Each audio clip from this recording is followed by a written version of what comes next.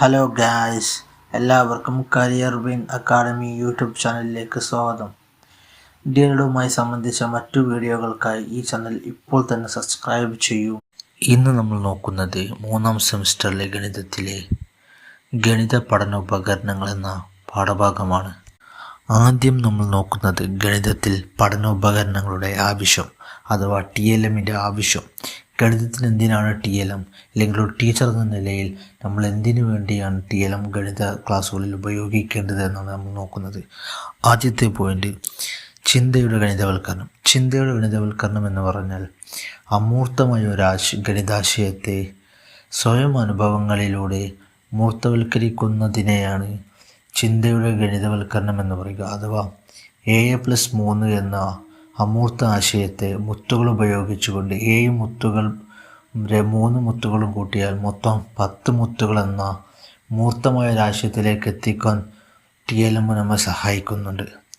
മറ്റൊരു പോയിൻ്റാണ് കുട്ടികളുടെ സജീവ പങ്കാളിത്തം ക്ലാസ് മുറികളിലും പ്രവർത്തനങ്ങളിലും ഏർപ്പെടുത്താൻ TLM ഒരു അധ്യാപകനെ സംബന്ധിച്ചിടത്തോളം വളരെയധികം സഹായിക്കുന്നുണ്ട്. ഇനിയുള്ളത് സ്വയം പഠനവും സഹപഠനവുമാണ്. ഗണിത ലാബുകളും മാത്സ് കിറ്റുകളും ഉപയോഗപ്പെടുത്തി സ്വയം പഠനത്തിനും സഹപഠനത്തിനും അവസരമൊരുക്കാൻ സാധിക്കും. അടുത്ത പോയിന്റ്, പിന്നോക്കക്കാരുടെ പരിഗണന. നമുക്കറിയാം, ഓരോ കുട്ടികളുടെയും പഠന വേഗത എന്നുള്ളത് വ്യത്യസ്തമായിരിക്കും. അത്തരത്തിൽ വ്യത്യസ്തരായ കുട്ടികൾക്ക് അവർക്ക് അനുയോജ്യമായ പഠന സാമഗ്രികൾ നൽകിക്കൊണ്ട് പഠനാശയങ്ങൾ അവരിലേക്ക് എളുപ്പത്തിൽ എത്തിക്കുവാൻ സാധിക്കും. ഇനി നമ്മൾ നോക്കുന്നത് TLM നിർമ്മിക്കുമ്പോൾ ശ്രദ്ധിക്കേണ്ട കാര്യങ്ങളാണ്. ഒരു TLM നമ്മൾ നിർമ്മിക്കുകയാണെങ്കിൽ, പഠനോപകരണം നമ്മൾ നിർമ്മിക്കുകയാണെങ്കിൽ എന്തെല്ലാം കാര്യങ്ങൾ പരിഗണിച്ചുകൊണ്ടാവണം നമ്മൾ അത് നിർമ്മിക്കേണ്ടത് എന്നുള്ളതാണ് ഇനി നോക്കുന്നത്. ഫസ്റ്റ് വൺ, VAK സാധ്യതകൾ. കേൾവി, കാഴ്ച, ചലനം ഇവയൊക്കെ പരമാവധി പ്രയോജനപ്പെടുത്തിയിട്ട് വേണം TLM നിർമ്മിക്കാൻ. പിന്നെ സ്വതന്ത്ര ഉപയോഗം. കുട്ടികൾക്ക് സ്വതന്ത്രമായി ഉപയോഗിക്കാൻ കഴിയുന്ന രീതിയിലുള്ള TLM ആവണം നമ്മൾ നിർമ്മിക്കേണ്ടത്. പിന്നെ അറിവ് നിർമ്മാണം. നമ്മളൊരു ആശയത്തെ മുൻനിർത്തിയാണല്ലോ ഒരു TLM നിർമ്മിക്കുന്നത്. അപ്പോൾ ആ ആശയം കുട്ടികളിലേക്ക് കൃത്യമായി എത്തുന്നുണ്ട് എന്നുള്ളത് ഉറപ്പാക്കിയിട്ട് വേണം നമ്മൾ TLM നിർമ്മിക്കാൻ. അടുത്തത് ഗ്രീൻ പ്രോട്ടോകോൾ ആൻഡ് സുരക്ഷ. ഗ്രീൻ പ്രോട്ടോകോൾ അതായത് പരിസ്ഥിതി സൗഹൃദമായിട്ടുള്ള വസ്തുക്കൾ ഉപയോഗിച്ച് കൊണ്ടുവേണം നമ്മൾ TLM നിർമ്മിക്കാൻ. അതേപോലെ തന്നെ നമ്മൾ നിർമ്മിച്ച TLM ഉപയോഗിക്കുമ്പോൾ കുട്ടികളുടെ സുരക്ഷ നമ്മൾ പൂർണ്ണമായും നോക്കേണ്ടതുണ്ട്. ഇനിയുള്ളത് ക്ലാസ് ക്രമീകരണം. 1-2 ക്ലാസ്സിലെ കുട്ടികൾക്ക് ഓരോ കുട്ടിക്കും ഒരു ഗണിത കിറ്റ് എന്ന നിലയിലും 3-4 ക്ലാസ്സുകളിൽ ഒരു ക്ലാസ്സിന് ഒരു ലാബ് എന്ന നിലയിലും ക്രമീകരിക്കേണ്ടതുണ്ട്. ഇനി നമുക്ക് കുറച്ച് TLMകൾ പരിചയപ്പെടാം. നമ്മൾ ഇന്റേൺഷിപ്പിന് പോകുമ്പോൾ നമുക്ക് പ്രയോജനപ്പെടുത്താവുന്ന കുറച്ച് TLMകൾ. ആദ്യം സംഖ്യാ കാർഡുകൾ. ഇത് പ്രധാനമായിട്ടും 1ാം ക്ലാസ്സുകളിലെ കുട്ടികൾക്കാണ് ഉപയോഗിക്കേണ്ടത്. സംഖ്യകൾക്ക് തുല്യമായ ചിഹ്നങ്ങളോ ഡോട്ടുകളോ ഉപയോഗപ്പെടുത്തി സംഖ്യയെ വ്യാഖ്യാനിക്കാൻ സഹായിക്കുന്ന ഒരു TLM ആണ് സംഖ്യാ കാർഡുകൾ. അടുത്തത് സംഖ്യാ സ്ട്രിപ്പുകൾ. ഇത് പ്രധാനമായിട്ടും 2, 3, 4 ക്ലാസ്സിലെ കുട്ടികൾക്കാണ് ഉപയോഗിക്കുന്നത്. അത് സംഖ്യകളുടെ സ്ഥാനവില, ഇപ്പം 1കൾ 100കൾ 10കൾ അത്തരത്തിൽ സംഖ്യകളുടെ സ്ഥാനവിലകൾ ഉണ്ടല്ലോ, അത് നിർണ്ണയിക്കാൻ വേണ്ടി ഉപയോഗിക്കാവുന്ന ഒരു TLM ആണ് സംഖ്യാ സ്ട്രിപ്പുകൾ. അടുത്തതാണ് വ്യത്യസ്ത തരം മുത്തുകൾ. അത് 1 മുതൽ 4 വരെയുള്ള ഏത് ക്ലാസ്സിലും നമുക്ക് ഉപയോഗപ്പെടുത്താം. അതിൽ സംഖ്യകളുടെ എണ്ണൽ, ഗ്രൂപ്പിംഗ് അഥവാ ജോഡിയാക്കൾ, പിന്നെ ചതുഷ്ക്രിയകൾ ഏത് പഠിപ്പിക്കുന്നതിനും നമുക്ക് ഈ മുത്തുകൾ ഉപയോഗപ്പെടുത്താവുന്നതാണ്. ഇനി നമുക്കിവ ഓരോന്നും പ്രത്യേകമായി നോക്കാം. ആദ്യത്തെ TLM സംഖ്യാ കാർഡുകൾ. നേരത്തെ പറഞ്ഞ പോലെ തന്നെ സംഖ്യാ കാർഡുകൾ പ്രധാനമായും 1ാം ക്ലാസ്സിലെ കുട്ടികൾക്ക് വേണ്ടിയാണ് ഉപയോഗപ്പെടുത്തുന്നത്.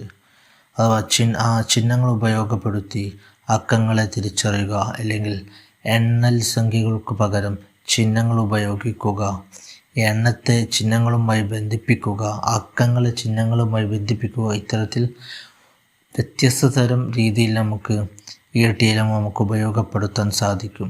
ഇത് നമുക്ക് ചാർട്ട് പേപ്പറിലോ A3 പേപ്പർ ഉപയോഗിച്ചോ നമുക്ക് നിർമ്മിക്കാൻ സാധിക്കാവുന്ന ഒരു സിമ്പിൾ TLM ആണ് സംഖ്യാ കാർഡുകൾ. ഇനി സംഖ്യാ സ്ട്രിപ്പുകൾ ക്ലാസ് റൂമിൽ എങ്ങനെ പ്രയോജനപ്പെടുത്താമെന്നുള്ളത് നോക്കാം. സംഖ്യാ സ്ട്രിപ്പുകൾ പ്രധാനമായും 2, 3, 4 ക്ലാസ്സിലെ കുട്ടികൾക്ക് വേണ്ടിയാണ് ഉപയോഗിക്കാറുള്ളത്. ഇത് പ്രധാനമായും സംഖ്യയുടെ സ്ഥാനവില തിരിച്ചറിയുന്നതിനും അവയെ വ്യാഖ്യാനിക്കുന്നതിനും വേണ്ടിയാണ് ഉപയോഗിക്കാറുള്ളത്. ഇനി ഇത് എങ്ങനെ നമുക്ക് ഏതെല്ലാം സന്ദർഭങ്ങളിലാണ് നമുക്ക് ക്ലാസ്സിൽ ഉപയോഗിക്കാൻ പറ്റുക എന്നുള്ളത് നോക്കാം. നമുക്കിതിനായി 1 മുതൽ 9 വരെയുള്ള എണ്ണൽ സംഖ്യകൾ ഉപയോഗിച്ച് ഒരു സംഖ്യാ സ്ട്രിപ്പുകളോ സംഖ്യാ കാർഡുകളോ നിർമ്മിക്കുക. ശേഷം ഇവയ്ക്ക് 3 വ്യത്യസ്ത കളർ നൽകുക: യെല്ലോ, വൈറ്റ്, ബ്ലൂ. എന്നിട്ട് കുട്ടികളോട് പറയുക യെല്ലോ 1കളാണെന്നും വൈറ്റ് 10കളാണെന്നും ബ്ലൂ 100കളാണെന്നും. എന്നിട്ട് ഇവ ഉപയോഗിച്ച് സംഖ്യകൾ നിർമ്മിക്കാൻ പറയുക. ഇത്തരത്തിൽ വ്യത്യസ്തമായ രീതിയിൽ നമുക്ക് സംഖ്യാ കാർഡുകളും സംഖ്യാ സ്ട്രിപ്പുകളും നമുക്ക് ക്ലാസ് റൂമുകളിൽ ഉപയോഗിക്കാൻ സാധിക്കും. ഇനിയുള്ള TLM ആണ് വ്യത്യസ്ത തരം മുത്തുകൾ. ഇത് ക്ലാസ് റൂമിൽ എങ്ങനെ പ്രയോജനപ്പെടുത്താമെന്നുള്ളത് നമുക്ക് നോക്കാം. ആദ്യത്തെ പോയിന്റാണ് എണ്ണലും ക്രമീകരണവും. വസ്തുക്കളെ കൃത്യമായി എണ്ണിയെടുക്കാൻ ഇത്തരം മുത്തുകൾ സഹായിക്കുന്നു. പിന്നെ തുല്യമായി വീതിക്കാൻ, ഇപ്പോൾ 10 മുത്തുകൾ 2 പേർക്ക് എങ്ങനെ തുല്യമായി വീതിക്കാമെന്നുള്ളത് കൃത്യമായി എണ്ണി തിട്ടപ്പെടുത്തി കൊണ്ട് വീതിക്കാൻ മുത്തുകൾ സഹായിക്കും. ഇനിയുള്ളത് സങ്കലനം, വ്യവകലനം എന്നുള്ളതാണ്. ഇപ്പോൾ 1+9 എന്നുള്ളത് ഒരു അമൂർത്തമായ ആശയത്തെ ഒരു മുത്തും അതിൻ്റെ കൂടെ ഒരു +9 മുത്തും എന്നുള്ളത് കൂട്ടിക്കൊണ്ട് 10 മുത്തുകൾ എന്നുള്ള മൂർത്തമായ ഒരു ആശയത്തെ സൃഷ്ടിക്കാനും ഈ TLM സഹായിക്കുന്നുണ്ട്. ഇനി ജോഡിയാക്കാൻ 10 മുത്തുകളെ 1+10 എന്നും 2+8 എന്നും അങ്ങനെ വ്യത്യസ്ത രീതിയിൽ ജോഡികളാക്കാനും ഈ മുത്തുകൾ സഹായിക്കും. ഇനിയുള്ളതാണ് ഗുണനം. ഇപ്പോൾ 3 വീതമുള്ള 3 മുത്തുകളുടെ കൂട്ടങ്ങൾ അഥവാ 3x3 എന്നുള്ള ആശയം കുട്ടികളിലേക്ക് എത്തിക്കുവാനും ഇത്തരം മുത്തുകൾ കൊണ്ട് നമുക്ക് സാധിക്കും. ഇനി നമ്മൾ ഇതുവരെ പറഞ്ഞ കാര്യങ്ങൾ ഒന്നുകൂടെ നോക്കാം. ഒരു TLM ഉപയോഗിക്കുന്നതിലൂടെ ക്ലാസ്സിനുണ്ടാകുന്ന പ്രയോജനങ്ങൾ എന്തെല്ലാമാണെന്ന് നമുക്കൊന്നുകൂടി നോക്കാം. ആദ്യത്തേത് ആശയ വ്യക്തത. നമ്മൾ പറഞ്ഞിട്ടുണ്ട്, ഒരു ഗണിതാശയത്തെ, അമൂർത്തമായ ഒരു ഗണിതാശയത്തെ മൂർത്തതയിൽ എത്തിച്ചുകൊണ്ട് അവയുടെ സ്വയം അനുഭവങ്ങളിലൂടെ ആശയത്തെ കൃത്യമായി മനസ്സിലാക്കുകയും അവ ഗ്രഹിക്കുവാനും TLM കുട്ടികളെ ഒരുപാടധികം സഹായിക്കുമെന്നുള്ളതില്ലേ. ഇനിയുള്ളതാണ് ശിശുകേന്ദ്രീകൃതം. കുട്ടികൾക്ക് സ്വയം പ്രവർത്തനങ്ങളിലൂടെയും ഗ്രൂപ്പ് പ്രവർത്തനങ്ങളിലൂടെയും അറിവ് സ്വയം കണ്ടെത്തുവാൻ ഇത്തരം TLMകൾ സഹായിക്കുന്നു. ഇനിയുള്ളതാണ് വിലയിരുത്തൽ. പഠനത്തിൻ്റെ സമയത്ത് തന്നെ നമ്മൾ വിലയിരുത്തൽ തന്നെ പല രീതിയിലുണ്ടെന്ന് നമ്മൾ പറഞ്ഞിട്ടുണ്ട്. അപ്പോൾ പഠനത്തിൻ്റെ സമയ ഘട്ടത്തിൽ തന്നെ അധ്യാപകർക്ക് തൻ്റെ കുട്ടികളെ വിലയിരുത്താനുള്ള അവസരം കൂടി ഈ ഒരു TLMകൾ ഉപയോഗിക്കുന്നതിലൂടെ സഹായിക്കും. ഇത്രയുമാണ് ഇന്നത്തെ വീഡിയോയിലുള്ളത്. ഇത്തരത്തിലുള്ള TLMമായി സംബന്ധിച്ച എല്ലാ വീഡിയോകൾക്കും ഈ ചാനൽ ഇപ്പോൾ തന്നെ സബ്സ്ക്രൈബ് ചെയ്യുക. നിങ്ങളുടെ സുഹൃത്തുക്കൾക്കും അയച്ചു കൊടുക്കുകയും ചെയ്യുക.